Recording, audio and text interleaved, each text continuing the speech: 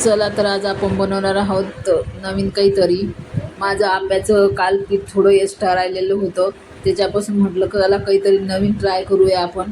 त्याच्यामुळं हे बघा मी नाश्ता त्याचा नवीन काहीतरी बनवलेला आहे. आता ते मी पीठ घेतलेलं आहे एक्स्ट्रा राहिलं, त्याच्यामध्ये कांदा आणि टमाटर आणि हिरवी मिरची आणि त्याच्यानंतर मी थोडा त्याच्यामध्ये सांबारसुद्धा घातलेला आहे. सांबार घातल्यानंतर आपल्याला ते पूर्णपणे मिक्स करून घ्यायचं आहे. आपल्याला त्याच्यामध्ये बिलकुल काही दुसरं यूज करायचं नाही आहे. बघू शकता तुम्ही छान मिक्स झालेलं आहे ते. आता त्याच्यामध्ये मी ते 1 चमच मीठसुद्धा घालणार आहे. हे बघा पहिले मीठ घातलेलं होतं, पण आता परत मी थोडं मीठ घातलेलं आहे त्याच्यामध्ये. आता मी तवा गरम करायला ठेवलेला आहे. त्याच्यावरती आपल्याला थोडेसे तीळ टाकायचे आहे, थोडंसं तेल घालायचं आहे.